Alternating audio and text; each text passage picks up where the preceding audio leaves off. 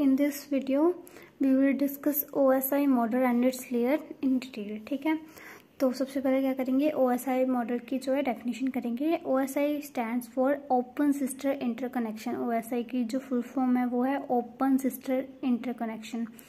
Open system interconnection से मतलब है, ओपन सिस्टम कौन सा कनेक्शन होता है जहाँ पे कि विदाउट एनी रिस्ट्रिक्शन जो है हम जो डेटा का मतलब डेटा जो है कम्युनिकेट कर सकता है without any restrictions. For example अगर हमें एक नेटवर्क से दूसरे नेटवर्क में डेटा जो है ट्रांसफ़र करवाना तो विदाउट एनी रिस्ट्रिक्शन जो है ट्रांसफ़र हो सकता है. That's called open system. And interconnection मतलब उनके बीच में एक इंटरकनेक्शन है ना, जैसे कि दो नेटवर्क्स हैं एक, या फॉर एग्जांपल अगर आपके कॉलेज में एक नेटवर्क तैयार कर रखा है कि 10 से 12 कंप्यूटर्स जो हैं कलेक्ट हो रखे हैं, ठीक है, और सिमिलरली एक अनदर कंप्यूटर है जहाँ पे 10 से 12 कंप्यूटर का नेटवर्क कनेक्टेड है.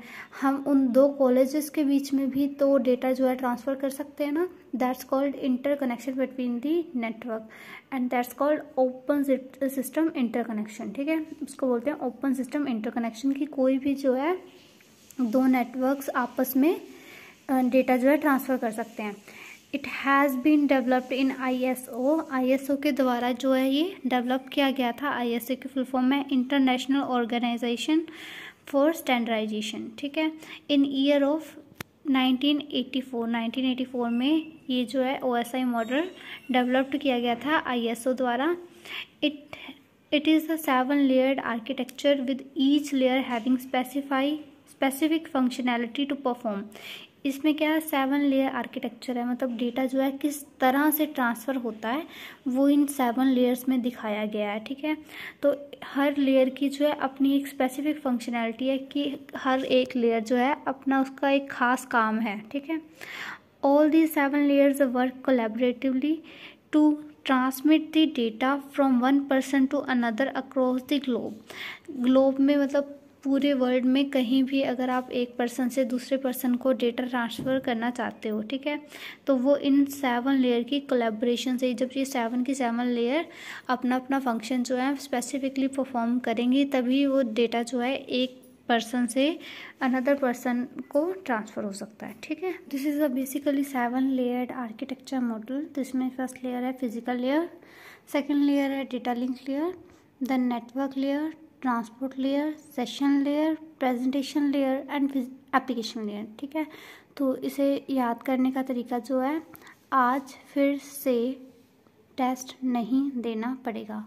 आज एप्लीकेशन लेयर, फिर प्रेजेंटेशन लेयर से session layer, test transport layer, नहीं नेटवर्क लेयर, देना डेटा लिंक लेयर, पड़ेगा फिजिकल लेयर. ठीक है, सो गोल्स क्या है OSI मॉडल के, to provide standards for communications between computer system. एक स्टैंडर्ड जो है मेंटेन कर देता है कम्युनिकेशन सिस्टम्स के बीच में. फॉर एग्जांपल कि जैसे हम बोलते हैं कि इंग्लिश हमारी जो है स्टैंडर्ड लैंग्वेज है कि वो सब जगह जो है सब समझ सकते हैं. इसी तरीके से एक स्टैंडर्ड जो है मेंटेन कर सकता है ताकि जो डेटा जो है हर टाइप के नेटवर्क से मतलब एक्सचेंज हो सके, सभी जो उसे समझ सकें और सभी में जो है इंटरचेंज हो सके, कम्युनिकेशन हो सके.